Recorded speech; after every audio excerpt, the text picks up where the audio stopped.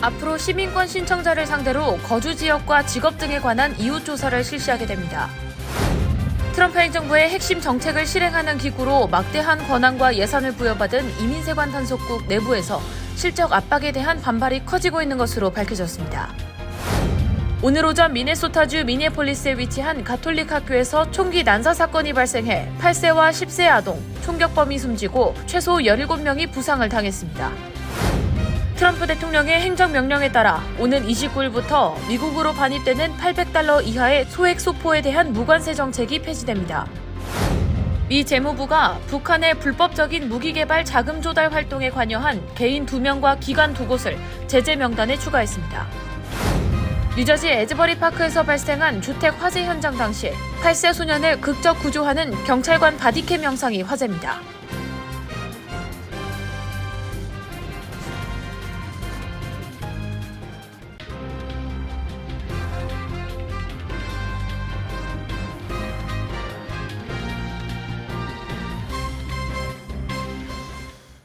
안녕하십니까. KBTV 뉴스9 이창원입니다. 앞으로 시민권 신청자를 상대로 거주 지역과 직업 등에 관해 조사를 실시하게 됩니다. 트럼프 행정부가 30년 만에 시민권 신청자를 상대로 이웃 조사를 재개하기로 했기 때문인데요. 필요한 경우 이웃이나 고용주, 사업 관계자로부터 신청자 추천서 제출을 요구할 수 있습니다. 첫 번째 소식 전쟁 기자가 전해드립니다. 조지 피들로우 이민국 국장은 성명을 내고 시민권을 신청하는 외국인들은 적절한 조사를 받고 선한 품성을 지니며 미국 헌법의 원칙에 부합해야 한다며 이웃 조사 재개 방침을 밝혔습니다. 이들로우 국장은 내부 메모에서 이민서비스국은 가장 자격을 갖춘 신청자만이 미국 시민권을 받을 수 있도록 노력 중이라며 이 같은 엄격한 심사를 통해 미국 국민이 이민서비스국의 업무를 믿고 안심할 수 있도록 해야 한다고 강조했습니다. 이번 방침에 따라 이민서비스국은 시민권 신청자를 상대로 거주 지역과 직업 등에 관해 조사를 실시할 예정입니다. 필요한 경우 이웃이나 고용주, 동료 및 사업 관계자로부터 신청자의 정보를 다룬 추천서 등 제출을 요구할 수 있습니다. 폴리티코는 이민서비스국이 시민권 신청자들에게 주변인 추천서를 적극적으로 제출하도록 독려할 방침이라고 전했습니다. 이민서비스국은 나아가 신청자의 일터와 주거지, 근처 대면 조사 실시 여부를 결정할 때도 추천서를 활용할 방침으로 알려졌습니다. 도널드 트럼프 대통령은 반이민을 대표적 정책 슬로건으로 내밀고 이민 신청자와 장기 체류자를 상대로 심사의 문턱을 높이고 있습니다. 소셜미디어를 통해 반미 정서 여부를 조사하겠다는 방침을 밝히기도 했습니다. 시민권 신청자에 대한 이웃 조사는 1965년 미국 이민귀합법에서 규정하는 요건이지만 미국 정부는 1990년대 이후 이를 실시하지 않았습니다.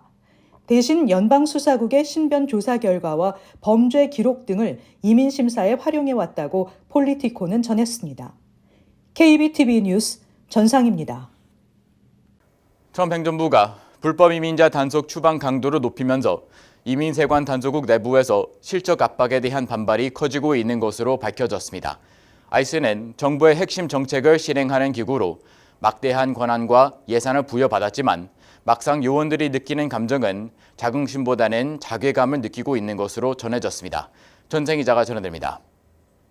로이터는 ICE 전 현직 요원 9명과 인터뷰를 통해 트럼프 행정부의 과도한 실적 압박 탓에 현장 요원들이 극심한 육체적, 정신적 스트레스를 호소하고 있다고 내부 분위기를 전했습니다.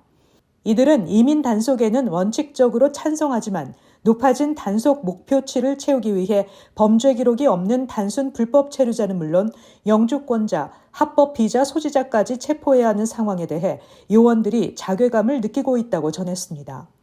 스티븐 밀러 백악관 부비서실장은 지난 5월 ICE에 참석해 하루에 3,000명을 체포하라고 지시했습니다. 비현실적인 목표치가 부여되자 현장에서는 마구잡이식 체포가 이루어지고 있습니다.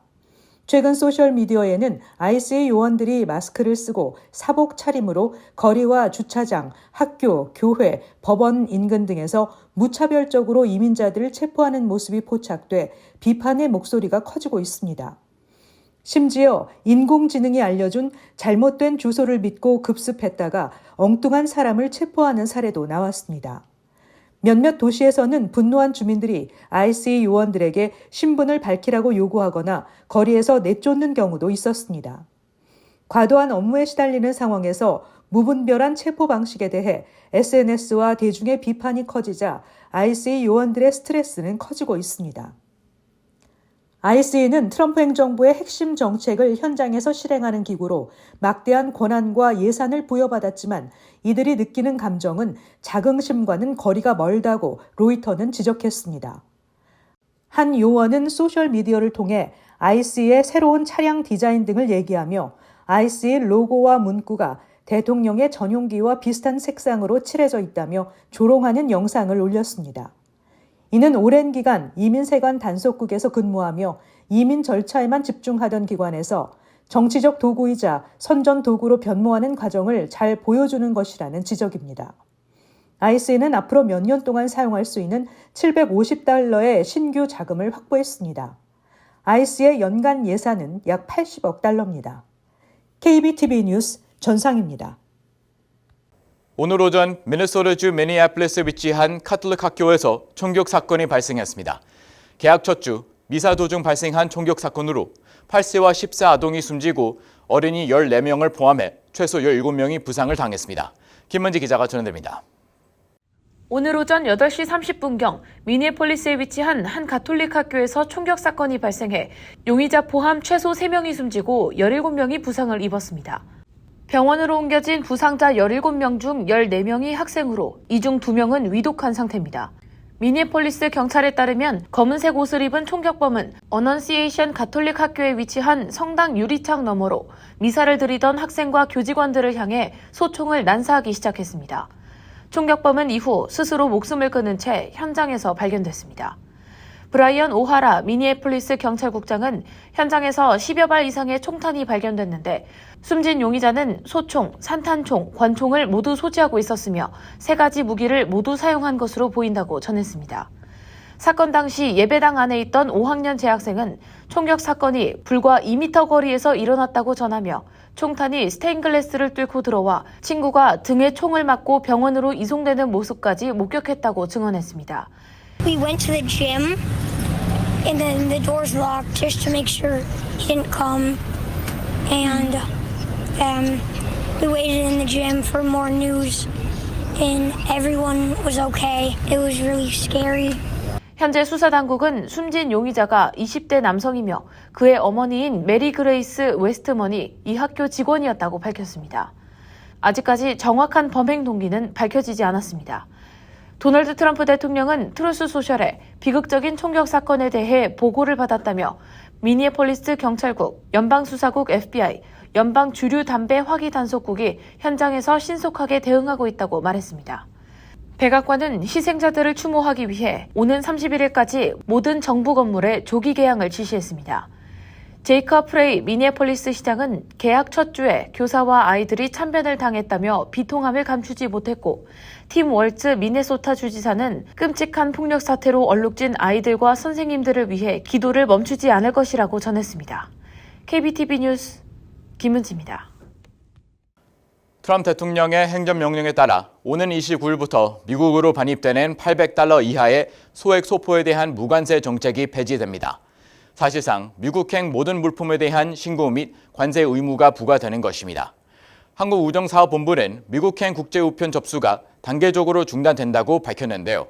이에 따라 그동안 한국에서 소포를 받아온 한인들이 당분간 혼란을 겪을 것으로 보입니다. 보도의 전장 기자입니다. 트럼프 대통령은 국제 우편망을 이용하지 않는 $800 이하의 수입품은 더 이상 면세 대상이 아니라는 내용의 행정명령에 7월 말 서명했습니다. 이에 따라 오는 29일부터 국제 우편망을 통해 미국으로 반입되는 상품에는 원산지 국가에 적용되는 유효 관세율에 따라 각 소포의 가액에 비례하는 종가세가 부과되거나 원산지 국가의 관세율에 따라 상품당 80에서 $200를 정액 부과하는 종량세가 부과됩니다. 앞으로 6개월 동안은 소포 배송업자들이 종가세 대신 종량세를 택할 수 있지만 6개월 이후부터는 모두 종가세로 통일됩니다. 다만 미국 여행객은 $200까지의 개인 물품을 면세로 반입할 수 있습니다. 또 진정한 선물에 대해서는 $100 이하까지 면세인 기존의 예외 조항이 유지됩니다. 앞서 트럼프 대통령은 지난 5월 중국과 홍콩에서 들여오는 소액 소포의 면세 혜택을 중단시키고 54%의 관세를 부과토록 한 데 이어 모든 국가로부터 들어오는 소액 소포에 대해 29일부터 면세 혜택을 없애기로 했습니다. 트럼프 행정부는 소액 소포에 대한 관세 면제 제도가 외국 업체들이 미국의 관세 부과를 피하는 구멍이 되고 있으며 마약이나 밀수품 등의 거래에 이용된다고 밝혔습니다. 한국우정사업본부는 현 국제우편망 체계로는 발송 처리에 어려움이 생기자 우체국에서의 미국행 국제우편 접수가 단계적으로 중단된다고 밝혔습니다. 다만 수취인이 관세를 내는 민간 특송사 운영 상품으로는 미국행 국제우편을 보낼 수 있습니다. KBTV 뉴스 전상입니다. 미 재무부가 북한의 불법적인 무기 개발 자금 조달 활동에 관여한 개인 2명과 기관 2곳을 제재 명령을 추가했습니다. 이번 조치는 북한이 정부 기술 인력을 통해 외화 수익을 올리고 이를 대량 살상 무기 프로그램에 사용하는 것을 막기 위한 것으로 풀이됩니다. 김은지 기자가 전해드립니다.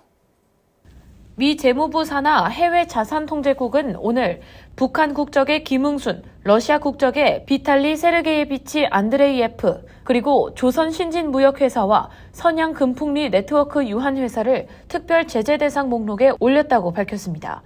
재무부에 따르면 이들은 북한의 IT 인력들을 해외 기업에 취업시킨 뒤 이를 통해 불법 자금을 조달해온 것으로 드러났습니다. 해당 인력들은 허위 서류나 도용된 신분을 통해 미국 기업에 채용됐으며 일부는 기업 데이터를 훔치거나 기술을 탈취한 것으로 확인됐습니다. 특히 러시아 국적의 안드레이예프는 과거 미국의 제재 대상이었던 진영 정보기술개발 협조회사와의 자금 거래를 도왔으며 지난해 말에는 북한 외교관 김웅순과 함께 약 60만 달러의 암호화폐를 달러로 환전해 송금한 정황도 포착됐습니다. 이번 제재에 따라 명단에 오른 개인과 기관은 미국 내 자산이 모두 동결되며 이들과 50% 이상 지분을 공유하고 있는 기업들 역시 제재 대상에 포함됩니다. 미국 기업 및 개인들은 이들과의 거래가 금지되며 이를 위반할 시 민형사상의 처벌을 받을 수 있습니다. 존 헐리 재무부 테러 및 금융정보 담당 차관보는 북한 정권은 해외 IT 인력을 이용해 미국 내 기업들의 데이터를 훔치거나 랜섬웨어 공격을 시도하고 있다며 재무부는 국민을 보호하고 책임자들에게 법적 책임을 묻기 위해 지속적으로 강경한 조치를 취할 것이라고 강조했습니다. KBTV 뉴스 김은지입니다. 뉴저지 에즈버리 파크에서 발생한 주택 화재 현장 당시 경찰관의 바디캠 영상이 화제입니다. 불길에 갇힌 8살 소년이 2층 창문에서 몸을 던지고 경찰관과 이웃이 아이를 2팔로 받아내는 극적인 구조 장면이 담겼습니다. 김은지 기자입니다. 지난 월요일 오전 9시경 뉴저지 에즈베리 파크 510 프로스펙트 애비뉴 주택에서 화재가 발생했습니다. 아래층 주민들은 모두 대피했지만 2층에 홀로 있던 8살 소년은 구조를 요청하고 있었습니다. 현장에 있던 이웃과 화재 신고를 받고 출동한 듀윗 베이컨 경관과 존 월시 경찰관은 아이에게 창문을 힘차게 부시라고 소리쳤습니다. Break the window, break it. Hard, hard, hard. 유일한 탈출구인 2층 창문은 8살 소년의 힘으로 쉽게 부서지지 않았습니다. 어떤 추가적인 폭발 위험이 잔재해 있는지 모르는 긴박한 상황에서 아이가 가까스로 창문에서 몸을 빼냈습니다. 하지만 또 2층에서 뛰어내려야 한다는 문제가 남았습니다. I know in his mind, there's two bad situations for him. He stays in there, it's smoke. He comes out, he might fall, he could also hurt himself. 이웃과 경관들은 아이에게 제발 믿고 뛰어라, 우리가 받아주겠다며 모두 2팔 벌려 소리쳤습니다. Just jump! Jump! Jump! Do it! We right here. Got you, brother. 망설이던 아이는 무사히 경관의 품에 착지했고 경관은 아이를 들어올려 안아 현장에서 멀리 떨어졌습니다.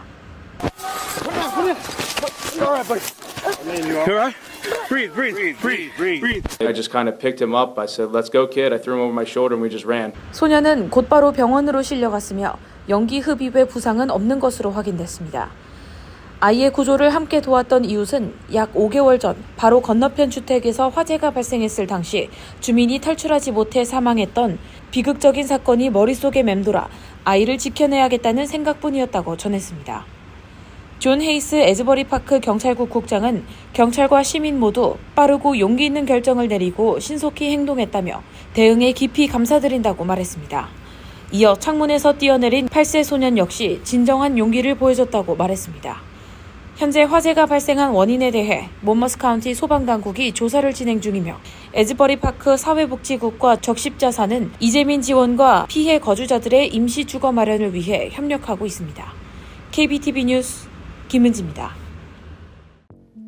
알래스카 앵커리지 스페너드 지역의 범죄 소굴 첼시인 호텔이 연방당국에 압수돼 폐쇄 조치가 이루어졌으며 한인 소유주 62세 서 모 씨와 매니저가 마약 관련 혐의로 체포 기소됐다고 지역 매체가 보도했습니다.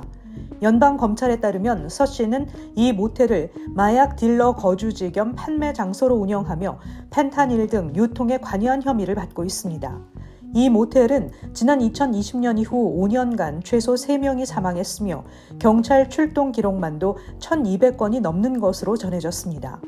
경찰 기록에 따르면 이 기간 이 모텔에서 발생한 폭력 사건이 22건에 달했고 85차례나 수색이 이루어졌으며 난동이나 소동이 벌어진 횟수도 134차례에 달했던 것으로 나타났습니다. 연방수사국은 이 모텔과 서 씨의 거주지를 수색해 11정의 총기와 다량의 마약, 약 4만 5천 달러의 현금을 발견했다고 밝혔습니다.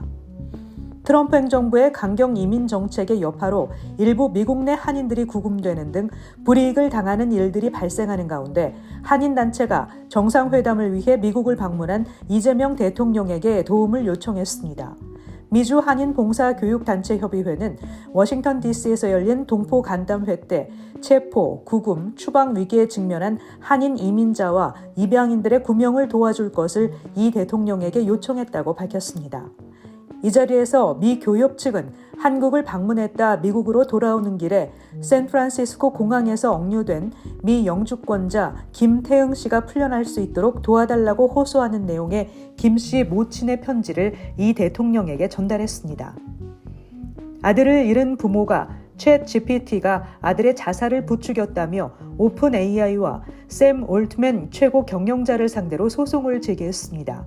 16세 소년 애덤 레이는 지난해 9월부터 챗 GPT를 사용하며 숙제와 시사 토론, 음악, 주짓수 등에 대해 이야기를 나누다 자신의 불안과 정신적 고통을 털어놓기 시작했습니다.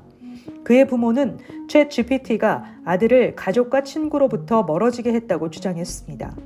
소장에 따르면 챗 GPT는 애덤이 자살을 위해 올린 올가미 사진을 보고 강도에 대한 피드백까지 제공했으며 자살 편지 초안 작성도 제안했습니다. 특히 애덤이 방에 밧줄을 놓아두면 누군가 발견하고 자살하는 것을 막아주길 바란다고 썼을 때 챗 GPT는 밧줄을 두지 말라고 답하며 실제 행동으로 옮기도록 종용했다는 것입니다. 저가 항공사 사우스웨스트 항공이 내년 1월부터 좌석 팔걸이에 몸이 맞지 않는 플러스 사이즈 승객에게 추가 좌석 구매를 의무화하는 새 정책을 시행합니다. 현재 사우스웨스트의 정책에 따르면 플러스 사이즈 승객은 추가 좌석을 미리 결제한 뒤 일정 조건을 충족하면 환불받거나 공항에서 무료로 추가 좌석을 요청할 수 있습니다. 그러나 새 규정이 시행되면 환불은 탑승 항공편이 만석이 아닐 것, 추가 좌석을 동일한 예약 등급으로 구매했을 것, 비행 후 90일 이내 환불을 요청할 것 등 조건을 모두 충족해야만 가능하게 될 전망입니다. 사전 구매를 하지 않은 플러스 사이즈 승객의 경우에는 공항에서 반드시 추가 좌석을 구매해야 하며 해당 항공편이 만석일 경우에는 다른 항공편으로 재예약됩니다. 잠시 후 커뮤니티 브리핑을 전해드립니다.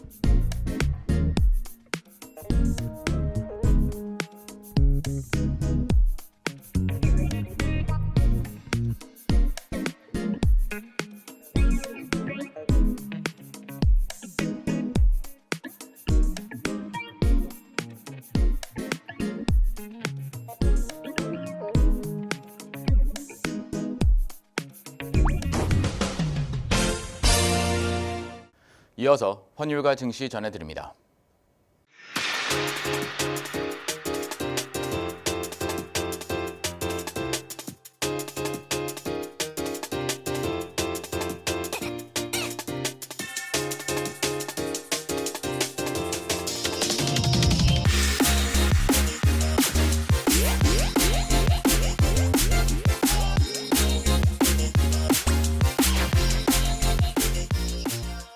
잠시 후 뉴욕과 뉴저지 날씨 전해드립니다.